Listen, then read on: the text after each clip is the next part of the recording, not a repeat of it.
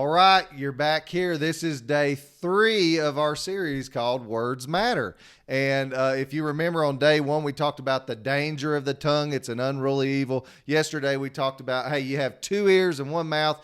Be swift to hear, slow to speak. If you did not get to watch those videos, please go back and do that. Here in day 3, we're going to talk about a simple concept, but man, do a lot of people struggle with it: profanity and gossip. So let's dig into the scripture right now. Ephesians chapter 4, verse 29 says this. This is what Paul writes to the church in Ephesus. He says, "Let no corrupt word proceed out of your mouth, but what is good for necessary edification, that it may impart grace to the hearers. Let no corrupt word proceed out of your mouth." Only what's good for edification, that's for building up, and so that your words impart grace to the hearers. Those words sound like God's words. We're warned against the corrupt words coming out of our mouth. Corrupt words are what kind of words? Well, profanity for one. You know, we're not called to walk around and have filthy language. You can read all through Proverbs. It talks about your speech patterns. But as Christians, there's a lot of times we get pulled in, we get sucked in by the people around us, and we try to make our language fit theirs. How about we do the opposite? Let's make our language be God's language, and we can impart grace to the healers, to the hearers. And that way, when they do end up one day having a problem, they'll come to us for advice because they know our words are sprinkled with grace and truth and justice and mercy. And then also, what's another type of speech that's corrupt? Well, gossip's corrupt. What is the goal of gossip? Well, I'll tell you at least a couple.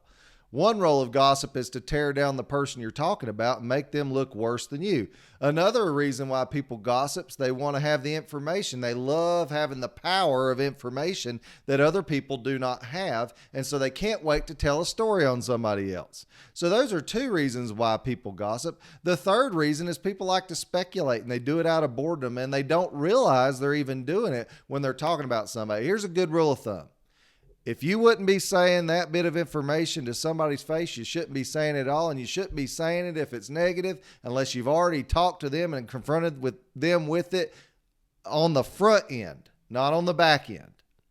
And a lot of times we like to hear ourselves talk. We like to think we can figure out everybody else's problems, but it's gossip. Paul warned in the church about the older women and their gossiping. And he said, let your older women be a good example for the younger women, not to be busybodies and gossips. Well, let me tell you, it's not just old ladies being busybodies and gossips. There's a lot of old men that do it too. There's a lot of young people. There's a lot of preachers. There's a lot of deacons and elders that do it. And there's a lot of kids that like to gossip too, especially you teenagers. You love to gossip, and social media and our cell phones have made it way worse. So we're talking about avoiding corrupt speech and only letting our speech be profitable speech. Let our speech be good speech. Let our speech build up people and give them grace.